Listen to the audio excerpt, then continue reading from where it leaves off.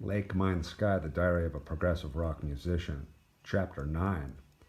The beautiful rich girl got down a book of poetry from beside the fireplace, the bookshelves glowing, emitting sparkling fingers of light. The LSD effect was distracting at the time, and what was a pleasant spectacle could become a confusing shift in consciousness.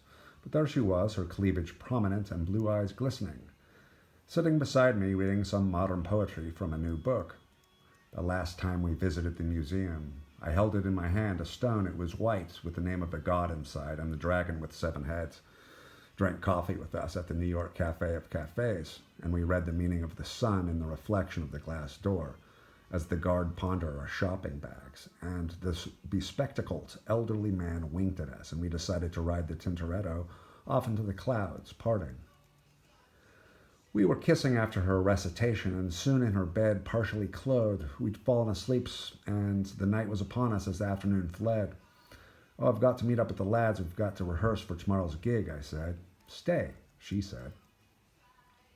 The next day was more than anyone could take. We couldn't take it. Mike, Thomas, and John would simply not agree on the direction and structure of the new songs we were putting together. What was once a pleasant task was today becoming a burden. John wanted more minor chords and meaningful interludes in the songs, while Thomas and Mike were pushing a rockier, more optimistic flow of energy. I just wanted to write a good song that people would remember for decades hence. When Mike started rolling into a jazzy blues riff, John got up and left the room. I tried to interject one of my folkier Irish dance melodies as a suggestion. Thomas just started ringing the triangle repetitively. Ding, ding, ding on the triangle. More and more arguments. We didn't get anything done, yet perhaps by means of that rubbing and polishing, we could emerge with some new creation born in the fight.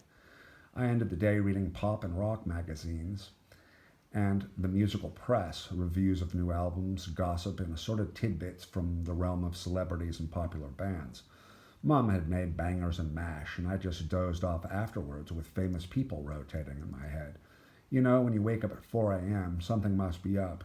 I mean, it's not just a dog barking at your window, but sometimes a great idea or revelation, a mental stream prodding you, disturbing your slumbers. And this was it. I could add a slide guitar, sort of. I would turn up the reverb and use one of my new Echo machines. Well, I would rent one for a few gigs, and we really didn't have a sponsor, though perhaps Willow Tree Records would provide this for our audition sessions. That's what I needed, an Echoplex. I started with a metal slide and wrote a chord progression with ample coloring and zooming up the fretboard, providing a great atmosphere that John, with the orchestrator, could fortify with a wall of strings. I imagined a heavy, prominent bass note sequence accenting the ascending chords and drums around.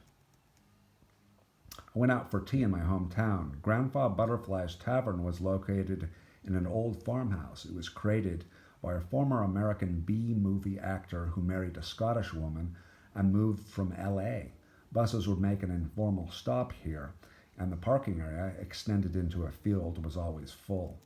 Set aside from the tables was an area for small musical groups and poetry readings, and the walls were decorated with posters of obscure low-budget films and San Francisco Fillmore Auditorium concerts. There was the ubiquitous incense and melted candles in wine bottles, and something unique, American 19th century furniture, tableware, lamps, porcelain.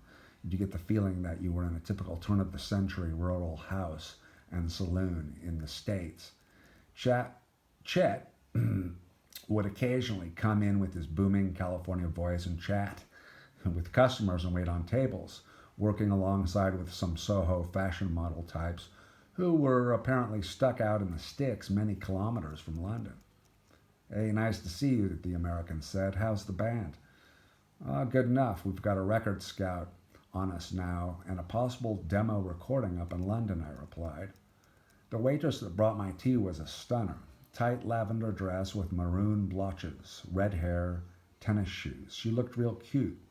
Why was always she dreaming of a new one? Why was I dreaming of a new girl? Victoria was okay. Why would I need another?